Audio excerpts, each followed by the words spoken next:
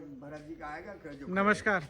अब वीडियो के इस भाग में मैं आपका परिचय कराता हूँ। मेरी बड़ी दीदी हैं कोटद्वार से, श्रीमती नंदी भट्ट, और इनको आवश्यक ही है कि यहाँ की बारी जानकारी और मेरे से तो ज़्यादा ही होगी, तो आज इनसे जानने की कोशिश करते हैं। ये भी काफ़ी समय बाद आई हैं, तो इनसे जानने की कोशिश करते हैं कि ये हमको कर्ण आश्रम और उसके इतिहास के बारे में क्या बताती हैं। दीदी नमस्कार।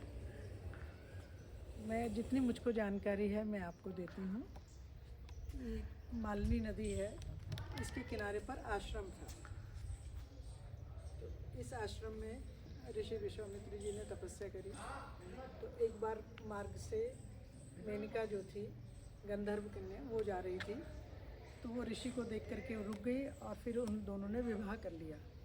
उसके पश्चात उनकी एक पुत्री हुई जिसका नाम शकुंतला रखा गया। तो कुछ दिन के बाद मेनका फिर वापस स्वर्ग गई, तो अब उस कन्या को वो कर्ण ऋषि के आश्रम में छोड़ गई।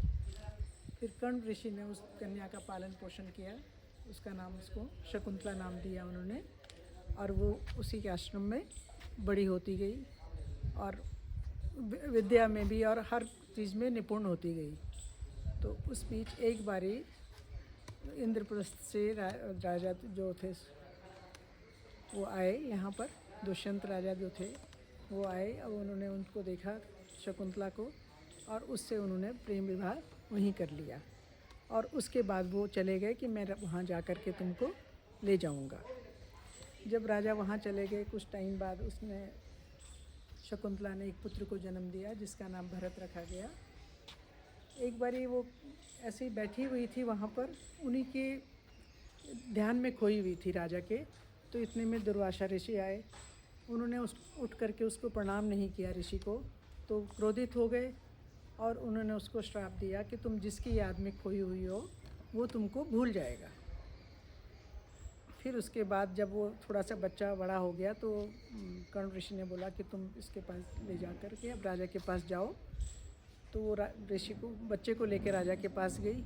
तो राजा ने बोला कि मैं तो तुम्हें पहचानता नहीं, मैंने तुमसे शादी नहीं करी, ना ये तुम मेरी पत्नी हो ना मेरा बच्चा है, अब क्या होगा। वो तो शकुंतला बहुत उस बात से बहुत दुखी हो गई। वो फिर जब आई तो एक नदी में जो कर रही थी, तो वो नदी जो एक अंगूठी राजा ने उसको दी थी वो नीचे गिर गई। और फिर वो एक मछुआरे को मिली। जब वो मछुआरा उसके पीठ को उसने खोला तो उसमें अंगूठी मिल गई। उन्होंने कहा ये तो राजा दुष्यंत लिखा हुआ है। वो उन्होंने राजा दुष्यंत को वो अंगूठी दी, तो फिर वो राजा को सारी बातें याद आ गई और उन्होंने फिर शकुंतला को भी और भरत को भी अपने पास बुला लिया। और कहते हैं कि उन्हीं भरत के नाम से ही फिर हमारे देश का नाम भारत पड़ा। ये यहाँ की कहानी है। और ये हमारे इधर ये मालिनी नदी है, ये अभी भी है, और इसीलिए इसको कोटद्वार का एक नाम कर्ण नगरी कोटद्वार भी है। धन्यवाद दीदी, बहुत बहुत धन्यवाद, आपने ये जानकारी दी।